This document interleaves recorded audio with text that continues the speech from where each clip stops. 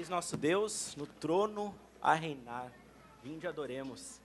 E nós começamos essa nova exposição, então, sobre o Natal. E esse mesmo Deus que estava no trono a reinar, é o mesmo Deus que estava na manjedoura como um bebê. Esse mesmo Deus que nós adoramos, agora sim, muito bom. Mas eu estava falando, que esse mesmo Deus que nós cantamos aqui, que nós estamos convocando os irmãos para adorarmos, é o mesmo Deus que estava na manjedoura como um bebê. E é esse Natal que nós vamos comemorar. E agora, nesse advento, nesse tempo que nós esperamos para comemorar o nascimento de Cristo, o Natal, nós vamos começar então essa série de pregações expositivas, o Natal nos Evangelhos. E a nossa ideia é passar em cada um dos Evangelhos, mostrando a história do nascimento do nosso Salvador.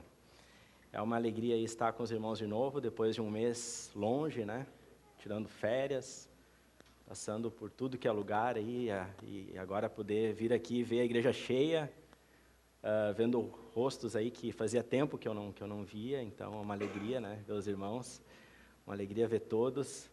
Passei por... É bom quando a gente tem família grande, Fui no sítio do vô, fui na casa dos primos em Gramado, fui na casa dos tios em Florianópolis, viajei bastante, Eu fiz que nem os colorados esse mês, sumi do planeta. Mas agora eu estou de volta.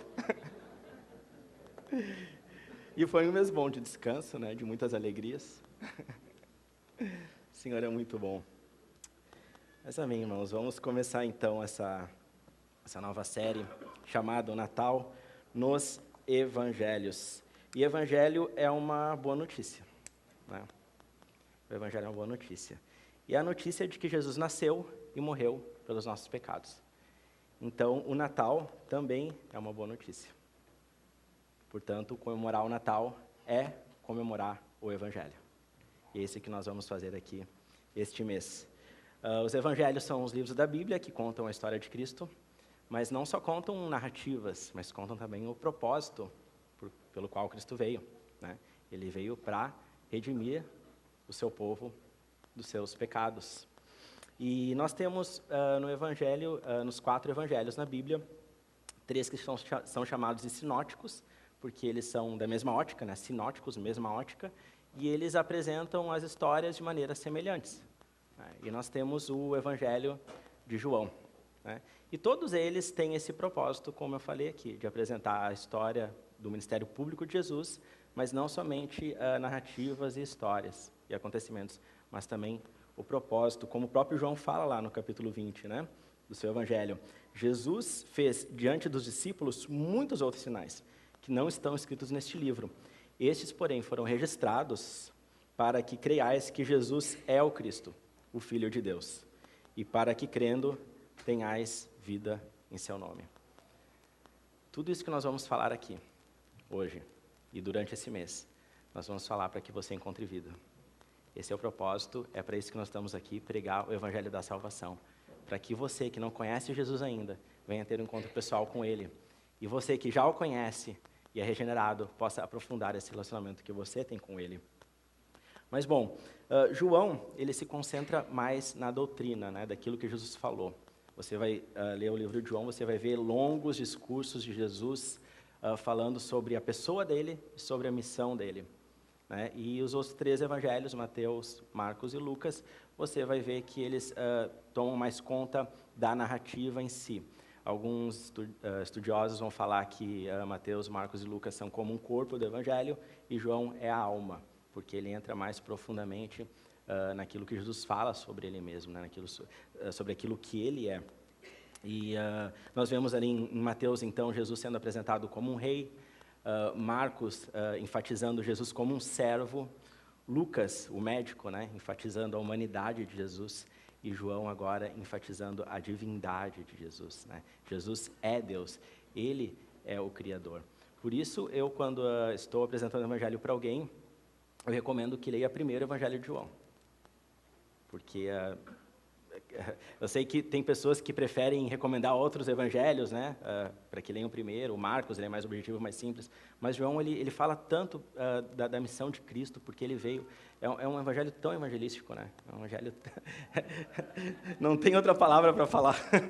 É um evangelho realmente que apresenta as boas novas nas palavras de Cristo em perspectiva muito profunda. E João, então, a gente vai ver que João ele não vai contar aqui a história do Natal, né?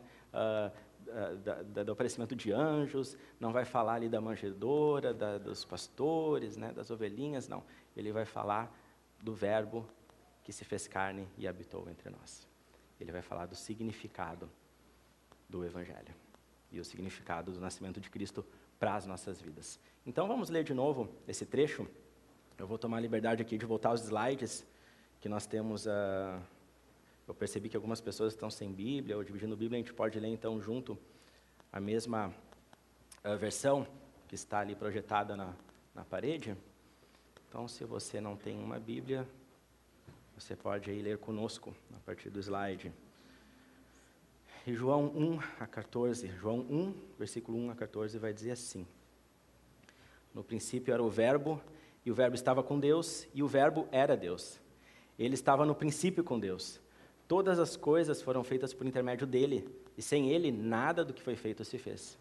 A vida estava nele, e a vida era a luz dos homens. A luz resplandece nas trevas, e as trevas não prevalecem contra ela. Houve um homem enviado por Deus, cujo nome era João. Este veio como testemunha para que testificasse a respeito da luz, a fim de todos virem a crer por intermédio dele. Ele, João, não era luz, mas veio para que testificasse da luz, a saber, a verdadeira luz que, vindo ao mundo, ilumina a todo o homem. O Verbo estava no mundo, o mundo foi feito por intermédio dele, mas o mundo não o conheceu. Veio para o que era seu, e os seus não o receberam. Deu-lhes o poder de serem feitos filhos de Deus, a saber, aos que creem no seu nome, os quais não nasceram do sangue, nem da vontade da carne, nem da vontade do homem, mas de Deus. E o Verbo se fez carne e habitou entre nós, cheio de graça e de verdade, e vimos a sua glória, glória como do unigênito do Pai. Vamos baixar nossas cabeças e vamos orar.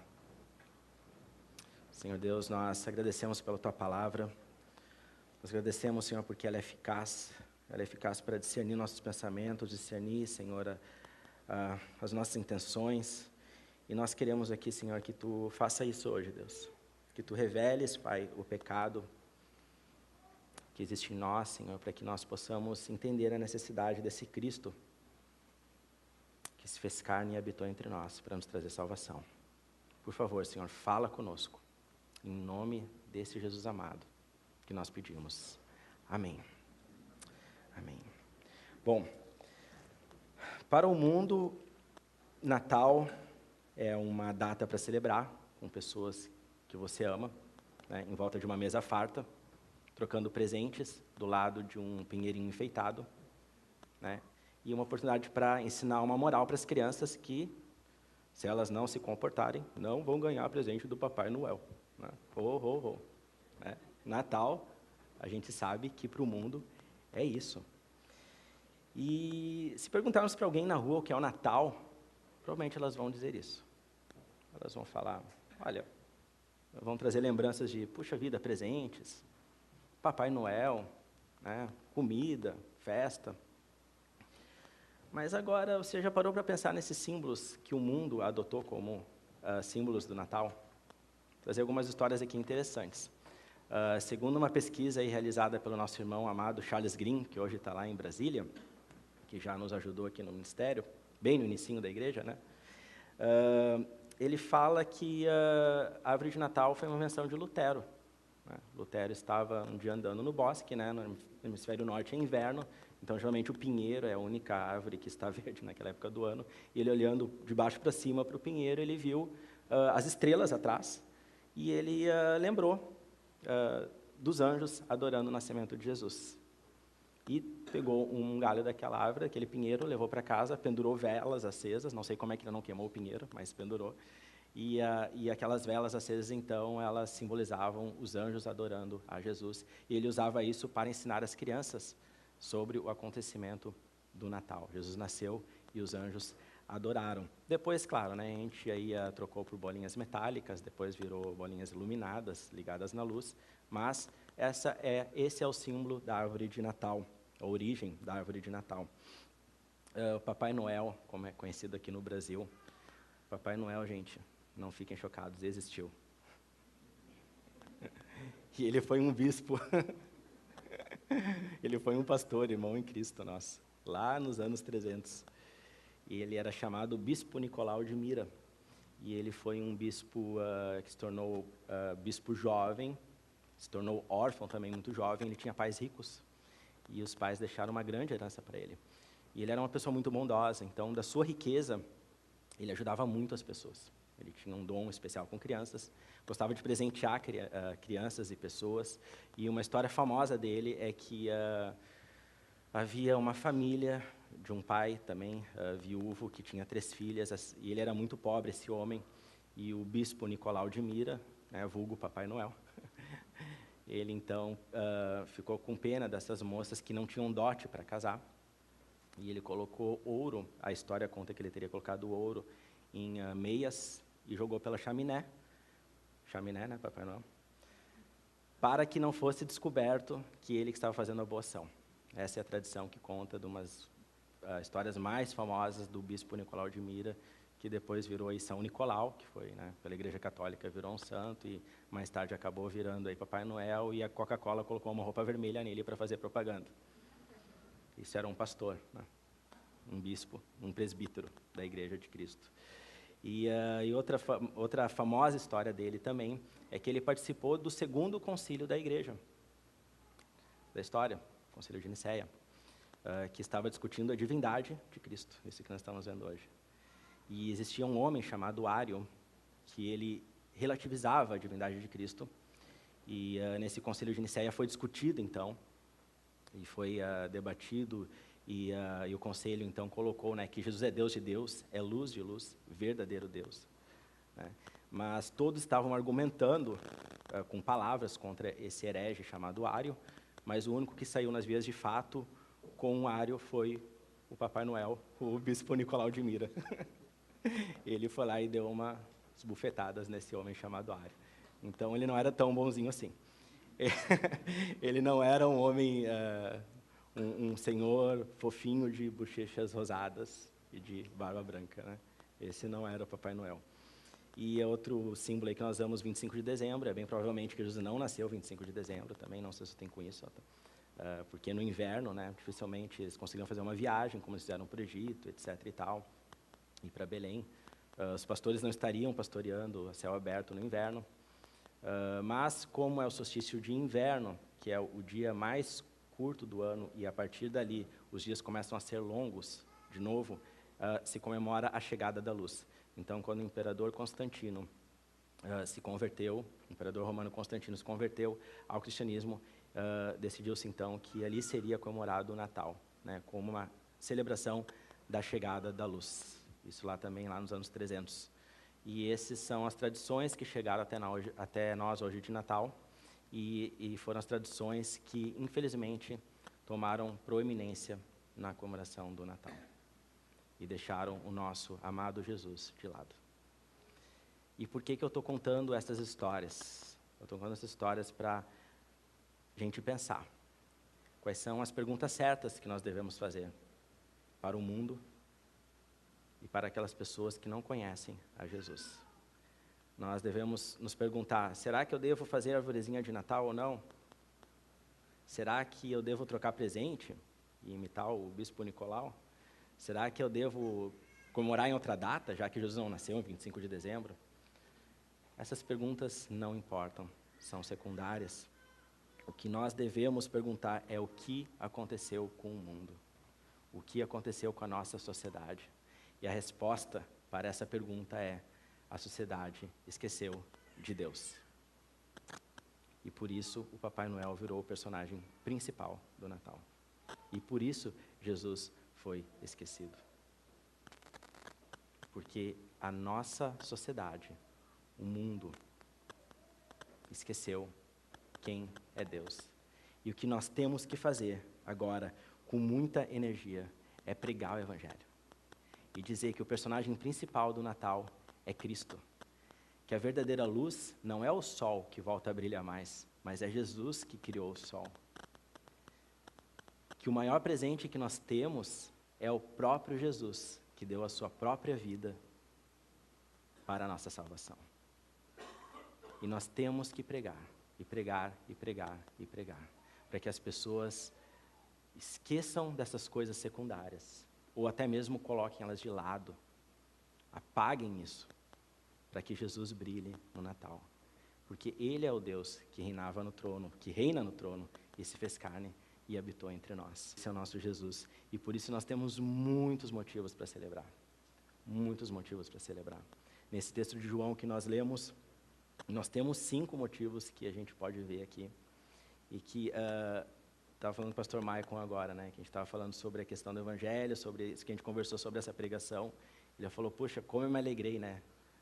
Lendo sobre isso. E eu falei, né, mas não tem como não se alegrar. Não tem como não se alegrar. E é isso que a gente quer ver hoje. Nós celebramos o Natal, porque Jesus, o Verbo, é Deus. Nós celebramos o Natal porque Jesus é vida.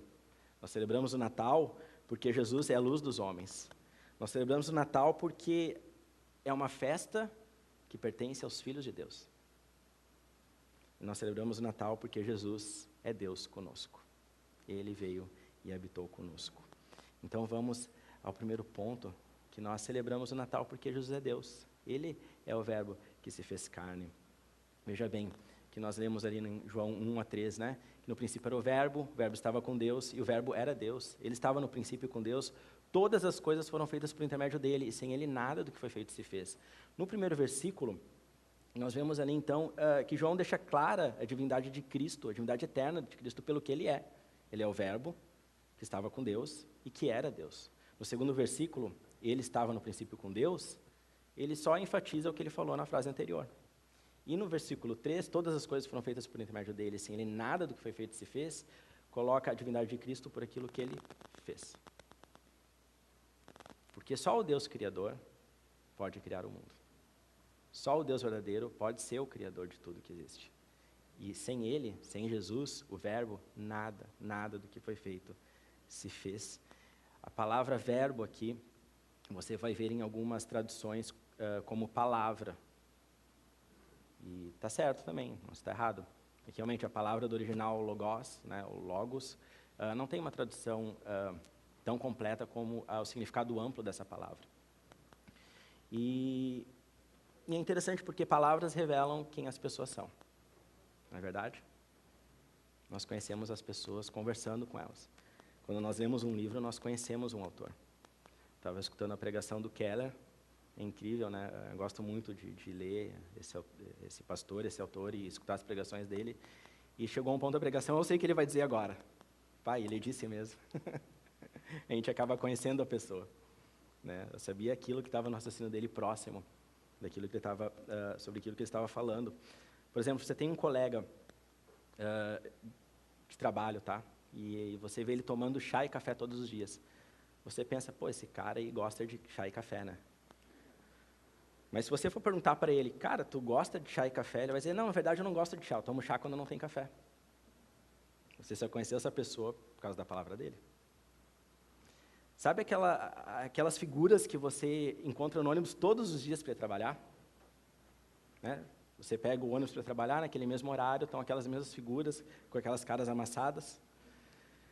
E você conhece os trejeitos deles já, sabe que eles gostam de ouvir uma musiquinha, ou ler alguma coisa ali no celular, ou alguns são mais, né, conversadores e tal. Mas se eu perguntar para você, você conhece essas pessoas? Você vai dizer, não, eu não conheço, eu nunca falei com elas. Porque a palavra realmente, ela revela quem são as pessoas. E João fala que o Verbo de Deus, a palavra de Deus se fez carne. Ele veio se revelar para nós de maneira completa. Ele veio mostrar quem ele era. E não somente isso, nós podemos olhar também por esse lado de que a palavra, ela forma um argumento junto com a pessoa, daquilo que a pessoa é. A palavra logos, que a gente está falando aqui, é a mesma palavra que que dá origem à lógica, né? Isso não significa que nós vamos conseguir convencer uma pessoa do cristianismo só com a lógica. Não. Às vezes pode ser uma pessoa, ela, poxa, me dá um argumento aí para defender o cristianismo, aquilo que tu crê. E tu vai falar. Bom, talvez a pessoa, ela seja convencida, mas dificilmente isso não vai acontecer se realmente não tiver encontro com a pessoa de Cristo, com a pessoa de Deus. Por isso, o argumento lógico e final do cristianismo não é somente palavra. O Logos é uma pessoa. É preciso você encontrar essa pessoa, é preciso você ter um encontro com Jesus, para que você entenda tudo o que a Bíblia fala, tudo o que Jesus fala sobre Ele mesmo.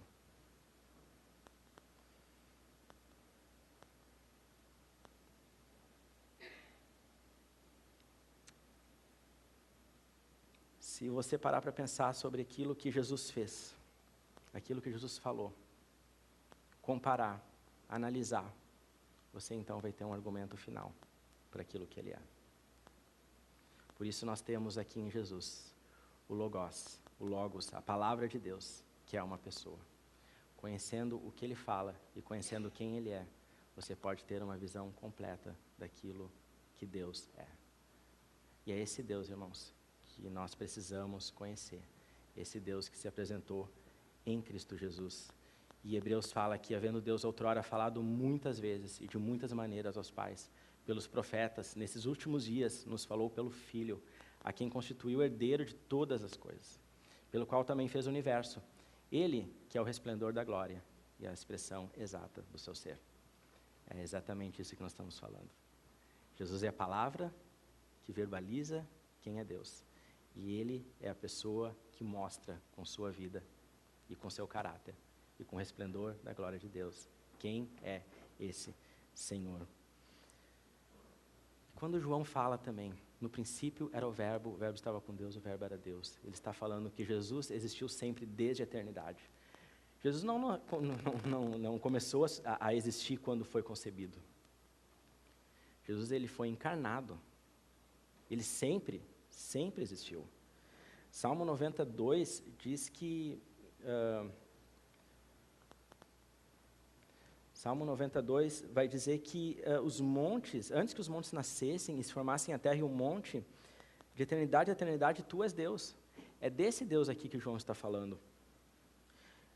João mesmo fala que Jesus disse, né, glorifica-me, Pai, contigo mesmo, com a glória que eu tive junto de ti antes que houvesse mundo. Então, antes de haver qualquer coisa, Jesus já estava lá na eternidade. Jesus sempre existiu. Ele é uma pessoa do Deus Trino. E nós podemos ver isso também em Gênesis 1, é muito revelador sobre quem é Jesus e sobre quem é esse Deus que nós adoramos. Olha só, diz lá em Gênesis que no princípio criou Deus os céus e a terra estava sem forma e vazia, havia trevas sobre a face do abismo, e o Espírito de Deus pairava por sobre as águas. Disse Deus, haja luz, e houve luz.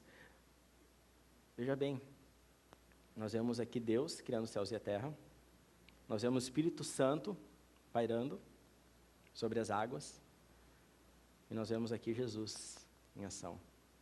Disse Deus, a palavra criadora. Disse Deus. Esse verbo, essa palavra ativa, que cria, que faz, era Jesus participando ali na criação. Nos primeiros 3 versículos da Bíblia, nós já podemos ver a Trindade, nós podemos ver esse Deus trino.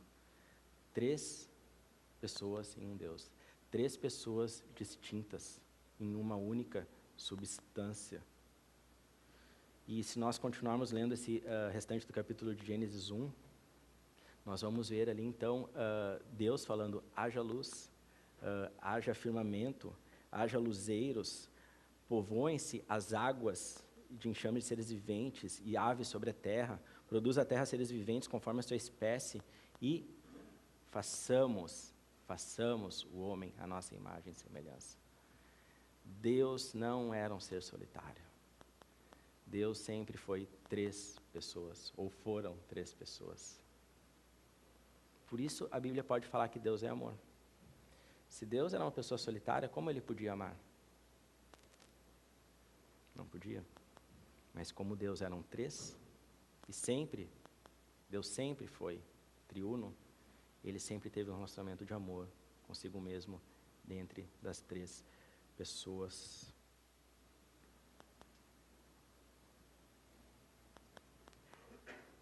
Jesus é a imagem do Deus invisível, o primogênito de toda a criação. E primogênito aqui não quer dizer que ele foi o primeiro, mas é que ele tem a primazia. Pois nele foram criadas todas as coisas nos céus e sobre a terra, as visíveis e as invisíveis. Sejam tronos, sejam soberanias, quer principados, quer potestades, tudo foi criado por meio dele e para ele. Ele é antes de todas as coisas, nele tudo subsiste. Dele, por ele e para ele são todas as coisas.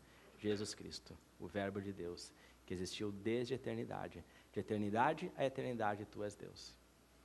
A eternidade não é só o que vai para frente, para o futuro, para sempre, mas é aquilo que sempre existiu para trás. Deus não tem um tempo, Deus está fora do espaço-tempo. O espaço-tempo é algo que ele criou no universo. Por isso João pode dizer, no princípio criou Deus, porque houve um princípio para nós. E quando ele criou, Jesus já estava lá. O Verbo Criador, em que nele tudo subsiste. O segundo ponto, irmãos, é que nós celebramos o Natal, porque o Natal é vida. Pois Jesus é vida. Somente Deus tem vida em si mesmo. Antes que houvesse mundo, antes que houvesse qualquer coisa, Deus já existia como um ser vivo. A vida é a realidade última da existência. Porque Deus já existia sendo vida. Jesus, em João 5,26, diz que o Pai e o Filho têm vida em si mesmo. Eles não precisam de outra coisa que lhes dê vida. Eles são a fonte de vida. João 11,25 diz, Jesus fala que eu sou a ressurreição e a vida. A ciência já provou, não existe geração espontânea. Sabe o que é isso, geração espontânea? É tentar criar vida de coisas inanimadas. Né? Não existe. Vida só é gerada por vida. Somente o Deus que existe, sendo Ele mesmo vida, pode gerar e criar vida. O fato bíblico, confirmado pela ciência, é isso. É que só vida pode gerar vida. A ciência descobriu isso alguns anos atrás. A Bíblia já fala isso. Ó. É uma verdade irrefutável. Não existe vida que possa ser gerada por si mesma. Jesus não é somente a fonte da vida. Ele é o mantenedor da vida. Jesus diz, eu sou o caminho, a verdade e a vida. Ninguém vem ao Pai senão por mim. Eu vim para que tenham vida e a tenham em abundância. E Paulo nos lembra, lá em Atos, falando aos atenienses, nele vivemos, nele nos movemos e nele existimos, como alguns dos vossos poetas têm dito, porque dele também somos geração. A verdade é que qualquer descontinuidade em Cristo seria a extinção imediata de tudo que existe e de tudo que vive, inclusive de nós mesmos. Se houvesse alguma descontinuidade em Cristo, aquele que é, que sempre foi e que sempre será, se houvesse alguma pausa, alguma coisa que parasse a existência ou a continuidade daquilo que ele é, nós deixaremos de existir imediatamente. Não haveria nem lembrança daquilo que nós fomos. Só Jesus é eterno e só Ele tem a vida. Nós não somos eternos, sabia, irmãos? Nós agora somos infinitos, né? Vamos para frente, para sempre, porque Deus prometeu, né, que não vai extinguir nossa vida, alguns para a chama e o inferno eterno e outros para a vida eterna com Cristo. Mas essa eternidade, a qual Jesus, a qual o Senhor tem como atributo dele, só Ele tem, porque só Ele existiu sempre no passado, se é que podemos dizer assim, antes que houvesse mundo, Ele sempre existiu. E nós passamos a existir no momento da nossa concepção. Mas só Deus é vida original, só Deus é fonte de vida, só Jesus é a fonte de vida. Terceiro ponto, nós celebramos o Natal porque o Natal é luz e Jesus é a luz dos homens. Veja bem, irmãos, a luz ela traz conhecimento, né? Se nós entramos numa sala escura e ligamos a luz, o que vai acontecer? Nós passamos a saber o que está em volta. Nós passamos a saber o que existe ali. Assim, a luz resplandece nas trevas, como diz João, e as trevas não prevalecem contra ela. Houve um homem enviado por Deus, cujo nome era João. Este veio como testemunha para que testificasse a respeito da luz, a fim de todos virem a crer por intermédio dele. Ele, João, não era luz, mas veio para que testificasse da luz, a saber, a verdadeira luz que, vindo ao mundo, ilumina a todo o homem. Mas veja bem, quem pode ser essa fonte de luz? Senão o próprio Cristo. Nós não temos luz em nós mesmos. Para tudo existe uma causa. Existe uma causa primária.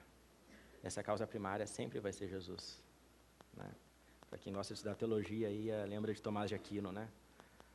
As 5 vias para a prova da existência de Deus. E ele sempre fala que a causa primária é Jesus. É Deus, é o Senhor. E Jesus, só Ele é a fonte de luz. Se existe luz em alguma coisa, se existe luz real como nós vemos aqui, é porque alguém criou. E somente alguém insano pode pensar em algo que flui, em algo que existe, sem pensar na sua fonte.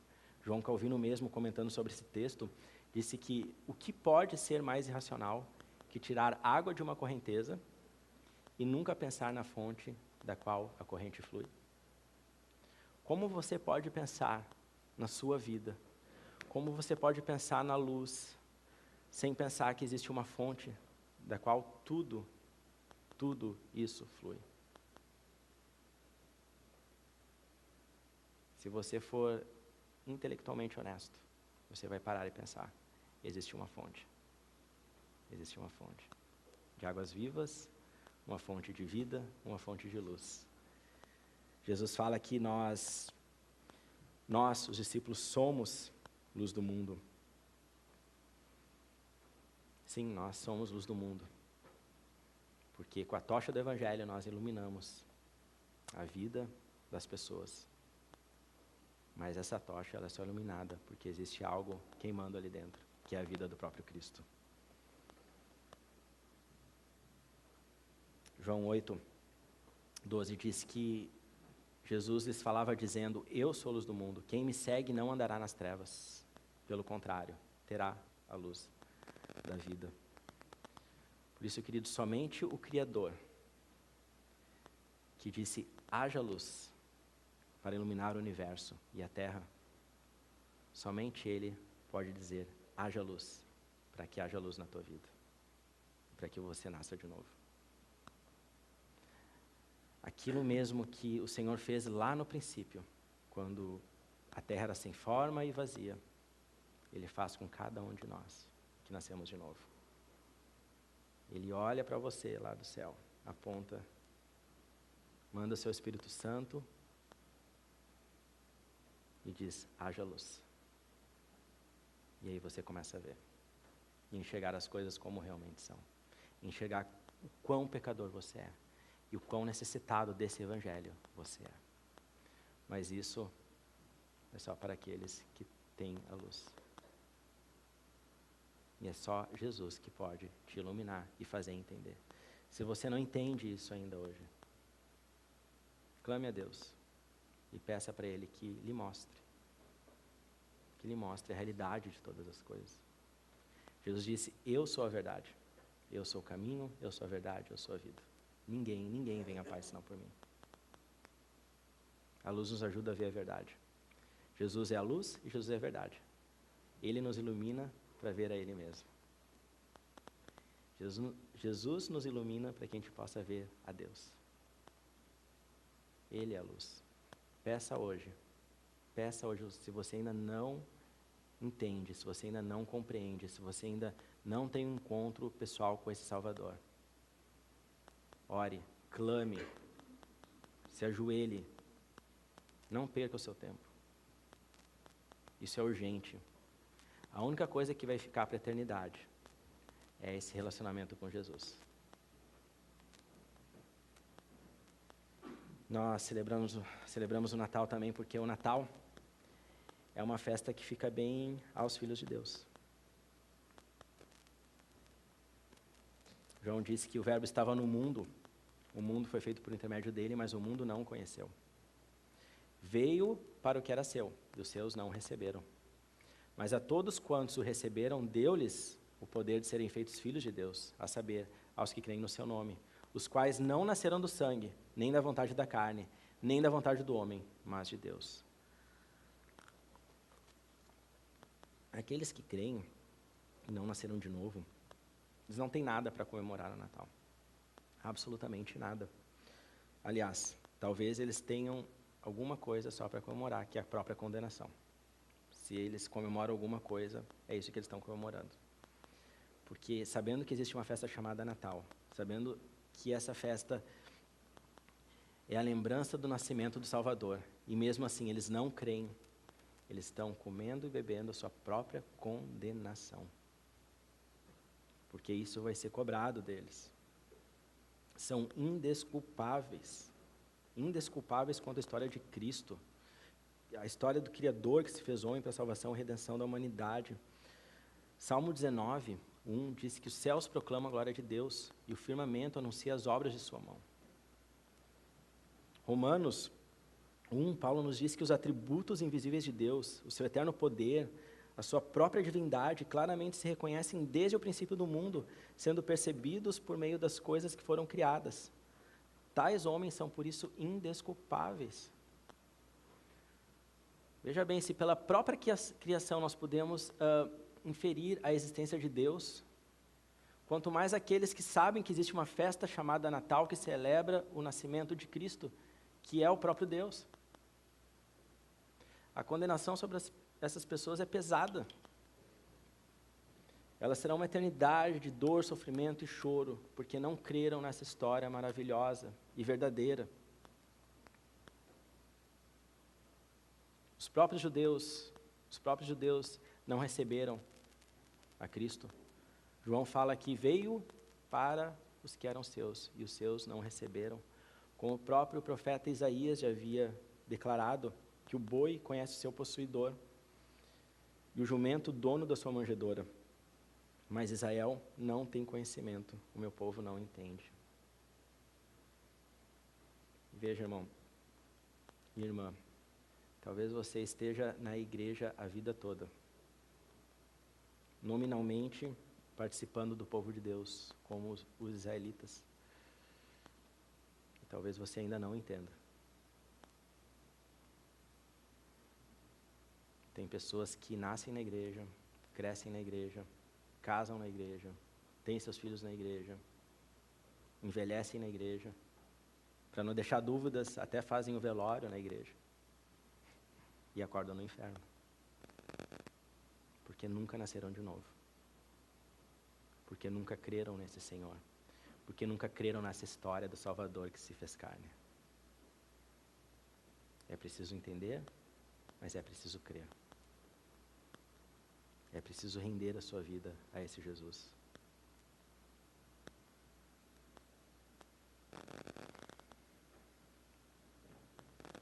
Nós vemos aqui também que aqueles que creram são aqueles que não nasceram do sangue, nem da vontade da carne, nem da vontade do homem, mas de Deus. Não nasceram do sangue, aqui João está atacando os próprios judeus, né? Porque eles achavam que da linhagem deles, por serem da nação escolhida, eles seriam salvos, ou seriam nascidos de novo, ou seriam parte realmente do povo de Deus. Não é suficiente. Os teus pais cristãos não vão te levar para o céu. Você deve ter ouvido falar que Deus tem filhos, Deus não tem netos. Não tem neto, ele tem filho. Ou você é filho de Deus, ou você não é. E nem todo ser humano, nem todo homem, nem toda mulher são filhos de Deus. Nós somos filhos de Deus por adoção. Porque Deus nos escolheu em Cristo antes da fundação do mundo para sermos santos e irrepreensíveis perante Ele em amor e nos predestinou para Ele para a adoção de filhos. A adoção de filhos, nós somos adotados em Cristo. Nós éramos filhos da ira, filhos da desobediência, e em Cristo nós nascemos de novo e somos então adotados por Deus para sermos parte da família do qual Cristo é o primogênito. Nós somos co-herdeiros com Cristo. Jesus, que se tornou homem para todo sempre, é o nosso irmão, como ser humano, mas é o nosso Deus, como Deus eterno. Mas essa é um privilégio somente daqueles que nasceram na vontade de Deus. John Piper nos diz que seres humanos podem fazer filhos, mas não podem fazer filhos de Deus. Um casal pode, por consentimento, planejar ter filhos. Piper usa um exemplo extremo até. Ele diz que um homem pode forçar uma mulher e, por vontade única dele, fazer um filho. Um exemplo extremo para mostrar que filhos naturais é possível para o homem, mas filhos de Deus, só Jesus pode fazer. Só Jesus pode fazer. Jesus falou, se alguém não nascer de novo, não pode ver o reino de Deus. Não te admires e eu te dizer, importa-vos nascer de novo. O vento sopra onde quer, ouves a sua voz, mas não sabes de onde vem, nem para onde vai. Assim é todo aquele que é nascido do Espírito.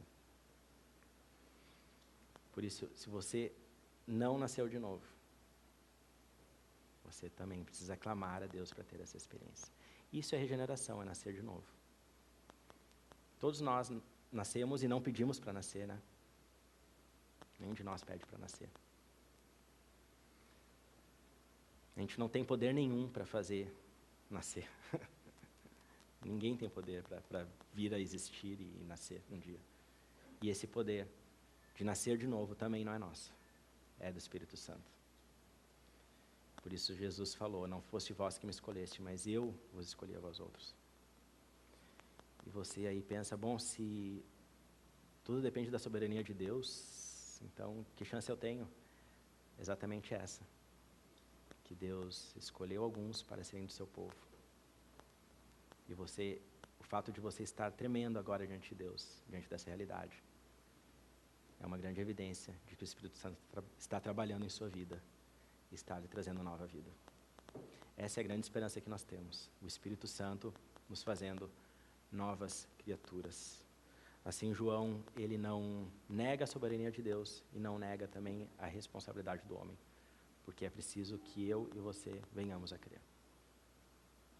Creia nesse Evangelho. Creia nesse Evangelho e receba a nova vida. Creia nesse Evangelho e venha celebrar conosco o Natal. Aos retos, fica bem louvá-lo. Aos retos. Natal é uma festa que pertence e que cabe e fica bem aos filhos de Deus. E hoje você está recebendo aqui esse convite. Não resista ao Espírito Santo. Ele quer te dar nova vida. E finalmente, queridos, nós celebramos o Natal, porque o Natal é Deus conosco. O Verbo se fez carne e habitou entre nós, cheio de graça e de verdade. E vimos sua glória, glória como o unigênito do Pai. Jesus, o Verbo de Deus, o Deus eterno, se fez carne. Isso não quer dizer que Jesus deixou de ser Deus. Isso não quer dizer que ele virou semideus, como aqueles mitos gregos e nórdicos dos bárbaros ou dos romanos. Ele não é 50% homem, 50% Deus. Não, ele é totalmente Deus e ele é totalmente homem. Ele é 100% Deus e ele é 100% homem. Isso se chama de união hipostática, que significa isso, é a união das duas substâncias. É uma união perfeita. E João, lá na carta dele, de 1 João, vai dizer que todo espírito que confessa que Jesus Cristo vem em carne é de Deus. Eu costumo dizer e sempre repito, você pode até relutar em crer, mas você vai ter que concordar. Não existe história mais bela do que essa. Um Deus que se fez carne para salvar os seus. Maravilhoso evangelho da cruz. De um Deus que nasceu como homem e de um Deus que morreu como homem, mas sendo Deus, a morte não o poderia vencer. Jesus ressuscitou e hoje ele está sentado ao lado de Deus Pai. Ele foi assunto aos céus e Jesus eternamente. E agora nós somos unidos como humanidade ao Deus Trino.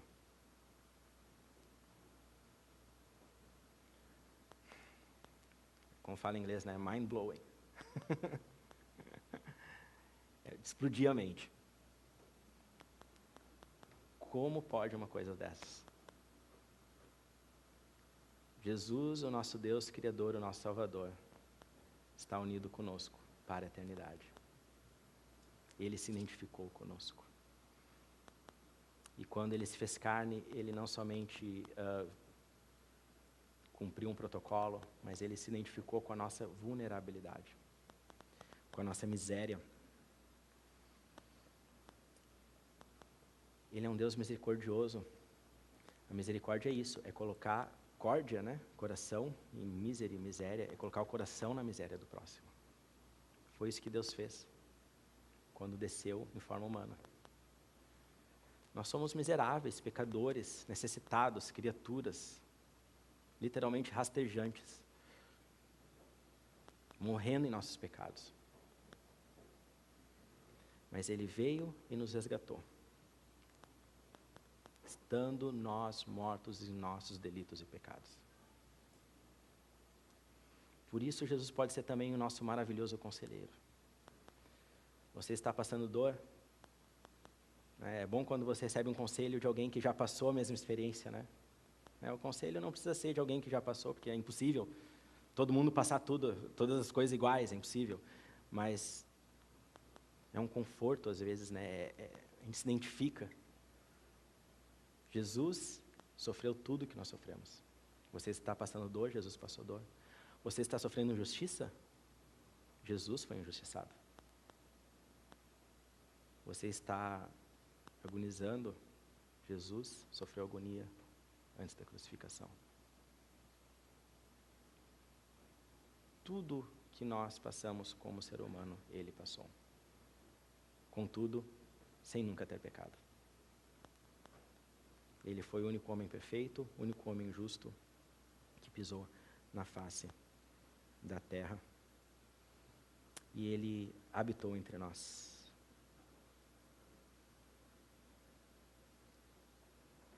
A palavra aqui, habitar, literalmente é tabernaculou. Ele fez um tabernáculo entre nós. Nos lembra da experiência que Israel teve no deserto, né? Quando eles saíram fugindo do Egito, o Senhor mandou que eles tivessem um tabernáculo para que fosse a habitação de Deus. E foi temporário, porque logo depois eles chegaram à Terra Prometida e Salomão, então, séculos depois, construiu um templo. E João está apontando aqui para essa morada temporária de Cristo entre os homens. Ele ficou um tempo, tabernaculou entre nós. Deus conosco. Morreu, ressuscitou, foi assunto aos céus, está com Deus, Pai. Mas Ele deixou o Consolador, o Espírito Santo. E Ele prometeu, eis que estarei convosco até a consumação dos séculos. E por isso nós podemos dizer que Deus, Jesus Cristo, é Deus conosco, Emanuel. Ele está com você hoje. Onde estiverem 2 ou 3 reunidos em meu nome, disse Jesus, ali no meio de vocês eu estarei. Jesus está aqui.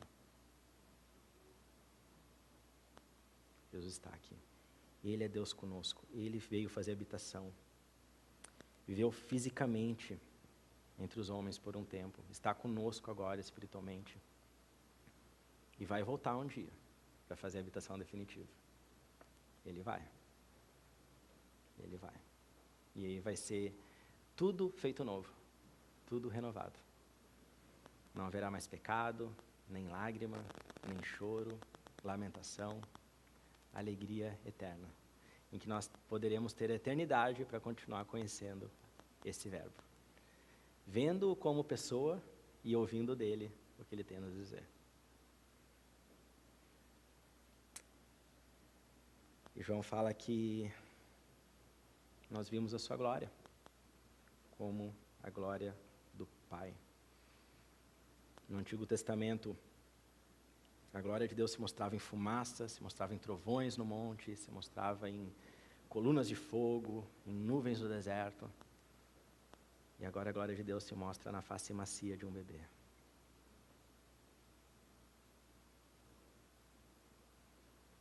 Pastores vieram de longe para ver esse bebê. Anjos vieram adorá-lo. Porque esse não era um bebê normal. Esse era o Criador de todas as coisas. Numa manjedoura, se fazendo vulnerável, dependente.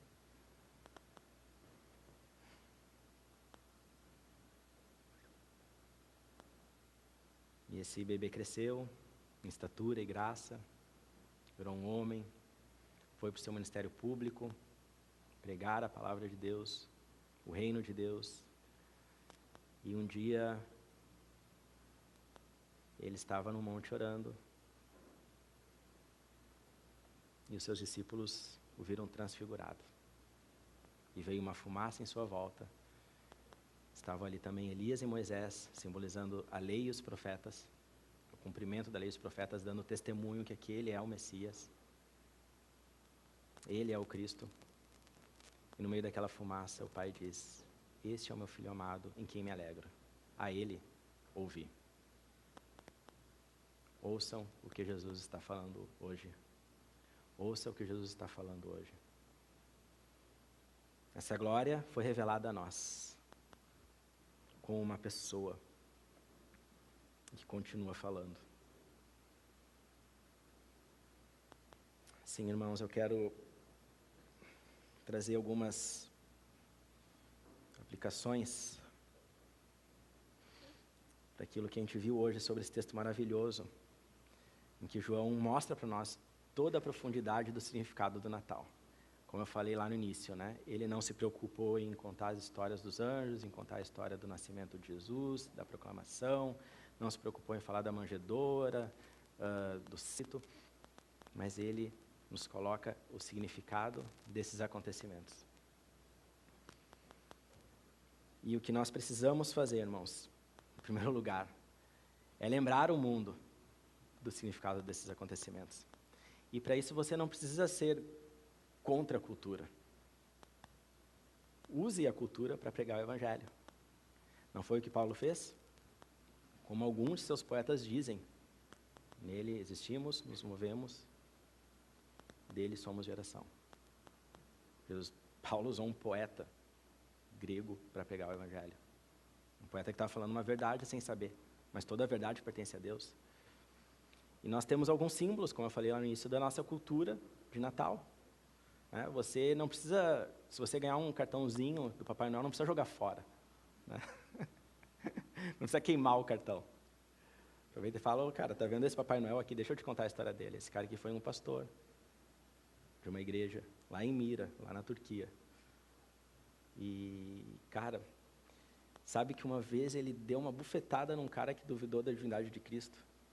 Eu acho que se ele descobrir que tu coloca o Papai Noel na frente dele no Natal, ou melhor, Papai Noel na frente de Jesus, ou coloca ele mais importante do que Jesus no Natal, acho que ele vai ficar bravo contigo. Eu acho que o Nicolau de Mira ia ficar bravo, né? Se ele soubesse que descobriu que se tornou o personagem principal do Natal. Um dia, se realmente, não, assim, a gente não conhece, não é porque é pastor que foi salvo, né? A gente não sabe, né? Mas creio que sim, né?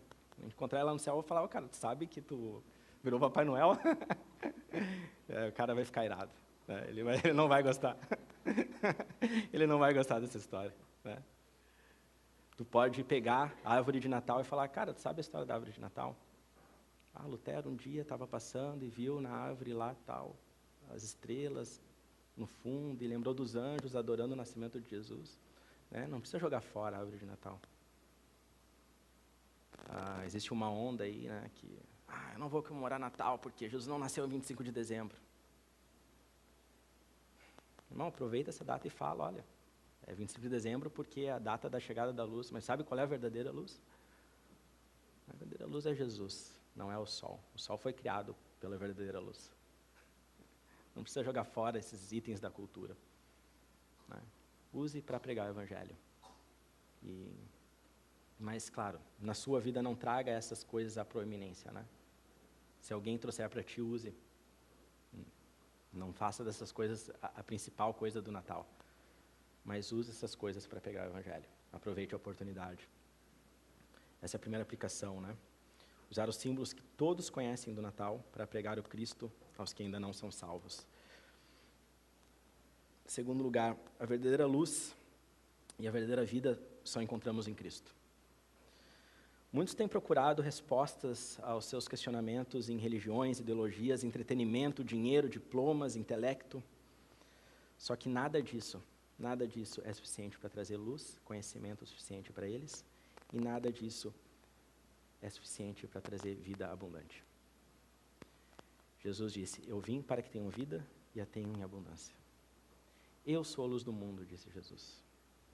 As pessoas não vão encontrar respostas em outras coisas, as pessoas não vão encontrar vida nos prazeres, no dinheiro, no entretenimento. A vida está em Jesus. E a alegria que Jesus dá é uma alegria muito maior do que qualquer coisa que o mundo possa dar. Jesus é luz e Jesus é a vida. Terceiro lugar, se o Verbo se fez carne e habitou entre nós e se identificou com a nossa miséria, nós também devemos nos identificar com a miséria do irmão. O evangelismo é um mendigo dando pão para outro mendigo. Nós somos mendigos que recebemos alimento de Cristo e podemos repassá-lo para quem também precisa. Como eu falei, a misericórdia é colocar o nosso coração na miséria do próximo. Então, seguindo o exemplo de Jesus, nós podemos estender essa graça para aqueles que estão em necessidade. O momento de ajudar uma pessoa não é um momento de perguntar por que ela chegou naquela situação. O alívio imediato é para ser feito. A pessoa precisa de um cobertor, está com frio, dá um cobertor, dá roupa. Precisa de comida, dá comida. Precisa de um lugar para ficar, dê uma estadia para a pessoa, pratique a hospitalidade. Foi isso que Jesus fez conosco. Ele nos viu como ovelhas sem pastor. Uma ovelha sem pastor, ela é perdida, não acha comida e morre. E Ele não nos culpou. Ele não nos trouxe, não apontou para a nossa culpa para nos trazer peso, mas apontou para a nossa culpa para nos atrair a Ele. E disse, veja, você, no seu pecado, você se tornou miserável. Então venha que eu vou te ajudar. E essa é a terceira aplicação de hoje. Estenda essa misericórdia, estenda essa graça, porque Jesus se encarnou. Então encarne você também a necessidade do irmão e ajude ele na sua necessidade. Quarta aplicação. Vamos nos alegrar. É momento de se alegrar. É momento de fazer festa. Porque temos em Cristo Jesus o homem Deus que pagou pelos nossos pecados. Somente o homem Deus poderia pagar pelos nossos pecados. A justiça de Deus exige que o homem pague o pecado do homem. Nós falamos já pela justificação pela fé, né? Nós somos injustos. Nós somos injustos pecadores. E quem precisa pagar pelo pecado é o ser humano. Mas somente um Deus pode suportar a ira do Deus Trino sobre o pecado. Por isso, somente Jesus pode ser o nosso Redentor. E isso é motivo de grande alegria. Porque você pode pensar que tudo estava perdido, mas no momento que Jesus veio, Ele fez nova todas as coisas. Ele deu perdão. Ele derramou graça, porque Ele é o homem Deus. Não é semideus, Não é meio Deus, meio homem, não. Ele é o homem-Deus. Catecismo de Heidelberg. Eu vou fazer a pergunta, eu quero que os irmãos leiam a resposta. Estamos combinados? E o catecismo aqui nos ensina exatamente isso, né? Por que o nosso Redentor, essa é a parte que fala da salvação, por que o nosso Redentor precisa ser ao mesmo tempo Deus e ao mesmo tempo homem? Ok? Então eu vou ler a pergunta e vocês leem a resposta. Pergunta 15. Que tipo de mediador e libertador temos que buscar? Resposta.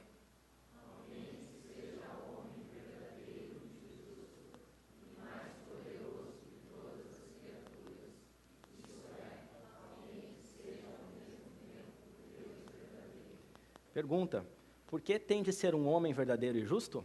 Resposta.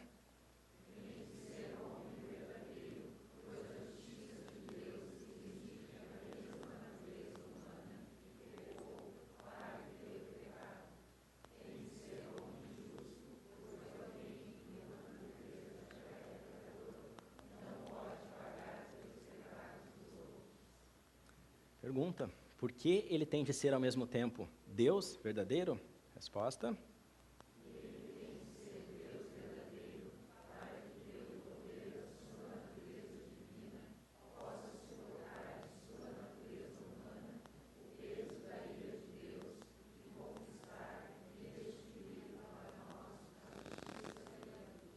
Amém. Na cruz, Jesus toma a nossa injustiça e nos imputa a justiça dele. Isso se chama justificação. E essa justificação ocorre pela fé somente porque basta você crer. Creia nisso e receba a vida eterna, um novo nascimento.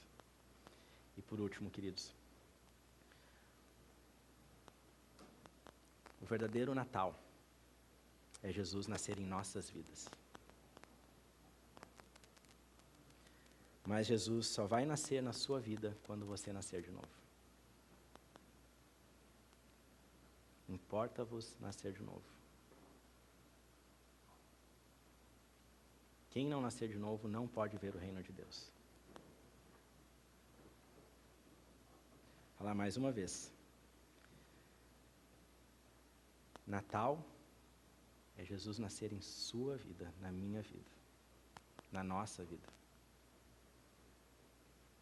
Mas Jesus só nascerá em sua vida quando você nascer de novo. Que essa palavra fique ressoando em suas mentes e no seu coração. E que você possa sair daqui hoje alegre por todas essas verdades que João nos ensina. Que o Verbo se fez carne e fez a habitação entre nós. Nasceu como homem para que nós pudéssemos nascer de novo. Vamos celebrar o Natal. Jesus nasceu. Amém? Vamos orar. Senhor Deus, como nós somos gratos pelo Teu Filho Jesus. Que maravilhoso amor, que tendo deixado o trono da glória, se fez como um homem com toda a miséria da humanidade. E tudo isso por amor de nós. Senhor, nós não temos palavra para expressar, Deus, a nossa alegria. Nós não temos palavras, Senhor, para expressar todo o sentimento, Senhor, que nós temos de gratidão por essa obra tão maravilhosa. E por essa obra, esse plano tão perfeito de redenção, nós somos unidos em Cristo. Nós podemos dizer, Jesus, Tu és nosso e nós somos Teus. Unidos em Cristo, de uma vez por todas, por meio desse maravilhoso Evangelho que hoje foi pregado aqui. Por favor, Senhor, por favor, nossa oração, não deixe, Senhor, que ninguém saia daqui, Pai, sem crer e sem entregar a vida a Jesus. E que essa história possa ser falada e contada durante a semana e durante esse mês, muitas vezes ainda. Lembre-nos, Senhor, de passar essa notícia para os nossos vizinhos, para os nossos amigos, para a nossa família. Lembra-nos, Senhor, de estar adorando o Teu nome por conta dessa história, por conta de tudo que aconteceu naquela noite que Jesus nasceu, e que foi ali só o início da nossa vida nova. Muito obrigado, Senhor, pelo Teu Filho Jesus. No nome dele é que nós oramos. Amém.